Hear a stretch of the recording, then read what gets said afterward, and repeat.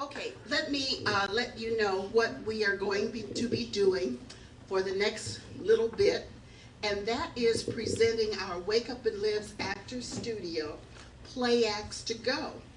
Now, these are not our full PlayActs performances, but these are scenes, sketches, comedy routines, short pieces that travel well and entertain folks for a delightful afternoon or evening of laughing, hopefully, entertainment throughout. Maggie characters ready? Yes. Okay, well, without further ado, let me introduce our first piece, Maggie. I'm not going to tell you what this piece is about. Let's see if you recognize these two characters as they are on the way to a funeral in New Jersey.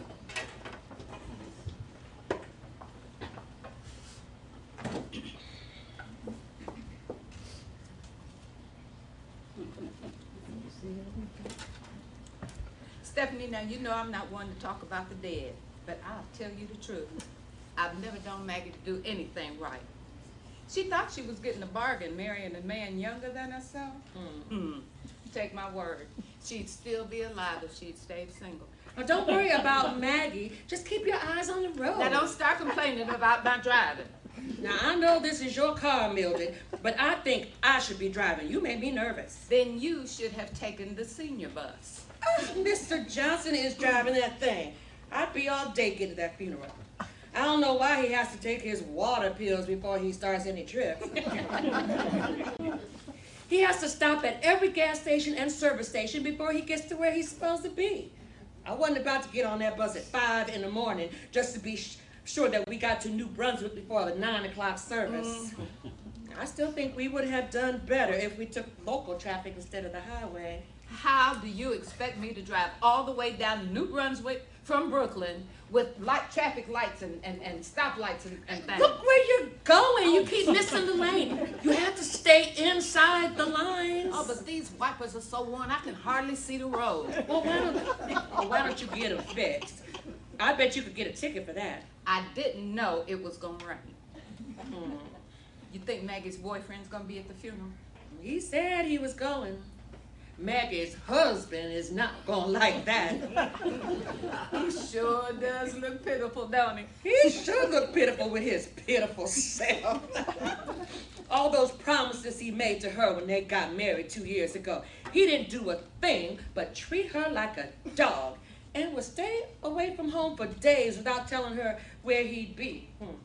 I know where he was. And so did everybody else at the center. Slow down now. What's that car coming up on your left? There's nothing on my left. Where did that come from? Why are you putting on the brakes? I was going to slow down. You don't have to stop to slow down. Pick up your speed before those people start beeping at us again. This is rush hour. Not too fast. What happened? I almost went off the exit. I can't see the sign in this rain. Well, you're not a race car driver. You might see the signs if you stop trying to break records. Slow down. You're almost hitting 45 miles per hour. There's a service station up ahead. You want me to stop? I sure do. And I think you better let me drive so we can get there sometime today. You got to keep driving at a steady pace. You can't go fast and then slow and then fast and then slow. I am not paying any attention to you. I was glad when Maggie found herself a nice man to take her mind off her troubles. But she wasn't really doing right. Maggie was still married. Well, you saw how Claude was carrying on. He didn't pay attention to the fact that he was married. 75 years old and acting like he was 30. She was going to leave Claude behind. No, you're lying. You didn't know that? How'd you find out? At the senior citizen center. That's where Maggie met him. I know that. Well, good for you. Anyway, about 2 months ago, Claude thought Maggie was working all day for that lady of hers, but she got off early. And when she got home, there was Claude sitting up in the living room with that hussy. And they weren't exactly talking, if you know what I mean. Oh. Did that sign say New Brunswick? Why do you wait until I'm talking to ask me to read the signs? I thought you were going to stop at a service station. You should have kept your eyes out for the exit sign. You're gonna have to help me, Stephanie. I can't do everything. Well, I hope you know where you're going. Those people at the center will be talking about us till somebody else dies if we miss Maggie's funeral. Don't drive so fast. You almost ran into that car. I didn't almost run into anything. I'm only going 35 miles an hour. I think you're supposed to go faster than that on the highway. Maybe that's why those people keep beeping at you. You drive like you're drunk, girl. You're all over this highway. Wait a minute. Those aren't your moving around glasses. Those are your reading glasses. You know that Sister Ellison at church? With her raggedy fur coat that sheds all over everybody's clothes. Of course I know her. I took off my glasses and laid them down beside me for a second during service last Sunday. As fat as she is, she should keep her backside still. But no, she got to be moving around here and there, looking around to see who she can talk about, and plopped her indignity right on my glasses. Well, honey, if she sat on them, there's no way you're going to get a repair. Now, those were your bifocals? They certainly were. But to tell you the truth, I never did like those glasses. Never could remember whether to look up or down when I was going down the steps. Almost broke my neck more than a few times. These glasses aren't too bad. Get back in the right lane, Mildred. There are 3 lanes. You stay in the right lane. This is a merge lane, Mildred. You're supposed to slow up in case some idiot tries to cut in on us. That man almost ran into us. Maggie nearly had company. You know, you have to really be careful when it's men driving because they don't like us on the road. Talking about grandma going home where you belong. Make me sick. Some of them can't wait to hit us or scare us to death. Either way, don't make no difference at our age. Will you do me a favor and stop talking so much? You're making me nervous. What did that sign say? I don't know. I was talking. Well, what time do you have? It's almost 8:30. How almost? Well, we're gonna be late. It's 10 past 8. That's not almost 8:30. The funeral doesn't start until 9. It seems to me that we should have been at the exit already. Look at the map and find New Brunswick. I can't read the map. Too many lines. Then the print's too small. Maggie's daughter should have let her be buried in Brooklyn where she went to church. Sure would have made my life easier. It's a shame Maggie had to die in the winter. I hope I don't die in winter. This being October, I bet that coffin won't warm up until July. Somehow I don't think Maggie will notice. Oh my goodness. What is it? Are we in trouble with the law? Were we going too fast? Somebody smashed that little squirrel. Oh, I think it was a squirrel. Did that sign say New Brunswick? I was talking. I don't know. You know, I bet if Maggie knew she was going to die, she would never have married Claude. A woman 78 should be happy with her memories. Why start all over looking for new troubles? I sure would like to know what she said to Claude when she found you-know-who sitting up there in her home. Honey, she didn't say a word. She acted like it was the most normal thing in the world. Well, Claude didn't know what to do. His lady friend, and we both know that she's no lady, left real fast. Maggie simply smiled and said, "Have a nice day." Get out. See, Maggie needed something to convince her to leave that sorry Claude and go with Robert. Well, Claude was hot when Maggie didn't bawl him out, and he said that meant she didn't really love him. Of course, he felt like that because he never really loved her. He only married her for her Social Security checks. Everybody knows that. Are you trying to drown us? Close that window. I'm hot. You got this heater so hot I can hardly breathe. I don't need any asthma attacks. I'll lower the heat, but close that window. Lower the heat first. Now, how do you know all that stuff happened to Maggie? I know Maggie, and I know she wouldn't put her business all in the street like that. You better slow up. I can't see the road. My goodness, this is some storm. Maggie's going to be laid to rest in a river if this rain don't let up. Good thing she's already dead, because she sure would drown. Do you want to hear the rest or not? Ain't nobody stopping you. Well, Maggie didn't fight with him. She never raised her voice. All she said was, Claude, you better watch your blood pressure. You don't want to get a stroke. Now, the way I understand it, she called her boyfriend. Robert. Uh-huh. She called Robert and told him what happened. Well, Robert told his sister. Who's his sister? Oh, you kidding me? You don't know? I wouldn't have asked if I knew. Now, move back into the lane. Don't move so far over. Move back a little more. Well, Robert's sister is married to the assistant pastor. You lying. If I'm not telling the truth, one of these lightning bolts will strike me dead. Now, don't you be talking about lightning hitting you. I'm in this car, too. Well, that Sunday before Maggie died, the assistant pastor was preaching. Well, now, you know Maggie's husband is not about to miss Sunday service. He's got a parade around like a peacock. I don't know how he ever made deacon. Anyway, the assistant pastor started talking about indiscretion. About what? You weren't at church, you went to Atlantic City. Oh, I had me some good luck, too. $110. All right, girl. Them quarters were heavy. Now, wait. What did the assistant pastor say? Well, he talked about how deacons weren't acting right, not respecting their homes, running around, all kinds of things like that. The whole church kept looking at Claude and saying, Amen.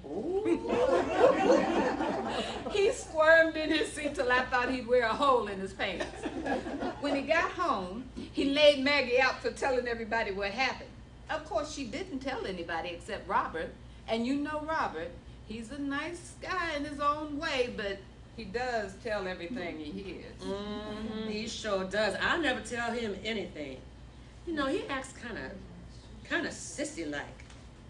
Makes me wonder if anything ever happened between him and Maggie. Well, I don't know about that. I'm not one to talk about the dead. Well, anyway, Maggie told Claude that she had talked with Robert and they were thinking about getting married. She didn't.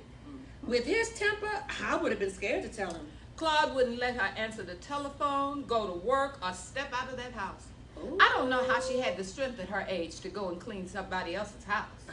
You get a lot of strength when you don't have enough money to buy groceries or pay your rent. Well, you're right about that. Claude made sure she couldn't see or talk to Robert, and she couldn't stand it. Now, She just curled up and died. Now, who told you that? Lizzie Brown. Lizzie Brown is senile. How are you going to believe anything she says?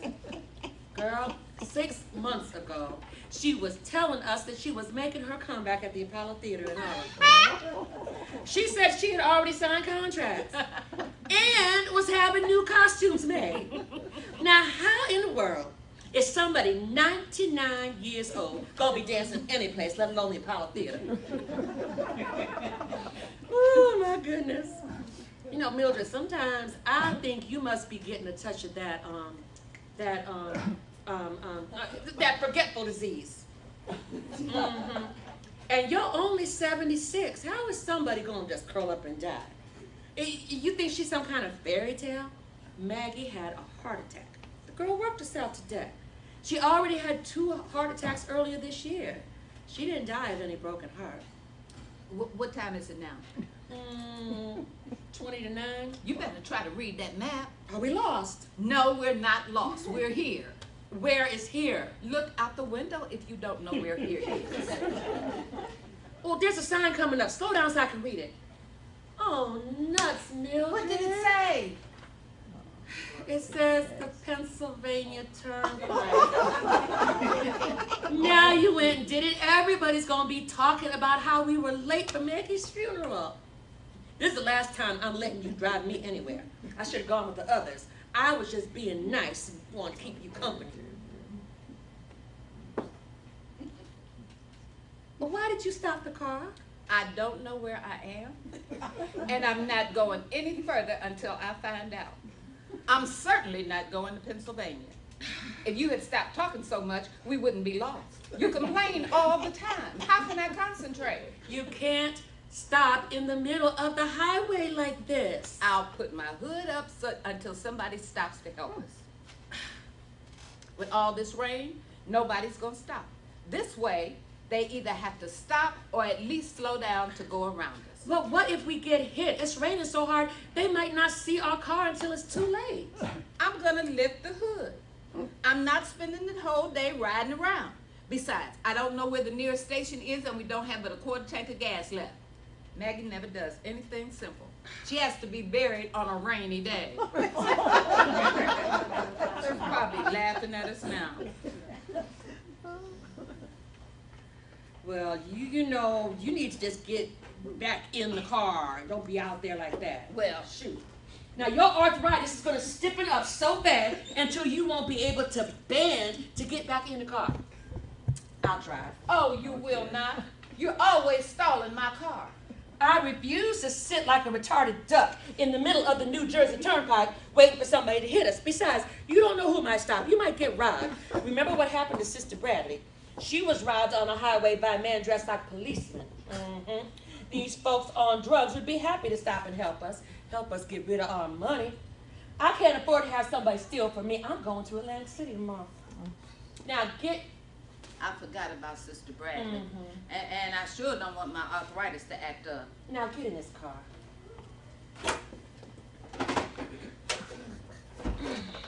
Look at this. You got my side of the car all wet with that window down. Now look at you, soaking wet from standing in the rain, and all you worried about is this old car. You must be getting as senile as Lizzie Brown. Now open the map and start reading it. See if there's any cars coming up on the shoulder. You clear, just take off. Now, where did that car come from? Oh, Lord have mercy. This is the wrong map. This is the one for New York. I must have left the New Jersey map on the bed. I done lost my place in this crib. Where are we? Right here. Thank you. What time is it?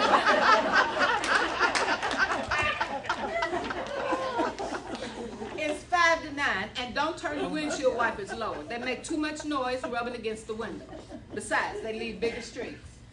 Well, I like the wipers at this speed, thank you. Why are you driving so fast? Keep your eye out for signs for a service station. We better find out where New Brunswick is real fast, or funeral or no funeral. I'm going home. I know Maggie would understand. I'm not staying out in this rain to get sick. I got something to do tomorrow. I already paid for my seat on the bus. Stay in the lines. You're almost in the middle lane. Let them beep all they want. You slow down before we go into a skid. I don't want to die on my way to a funeral. Turn the windshield wipers up so I can see the window. See out the window. I think you better pick up a little speed. Wait, what did that sign say? I don't know. I was talking.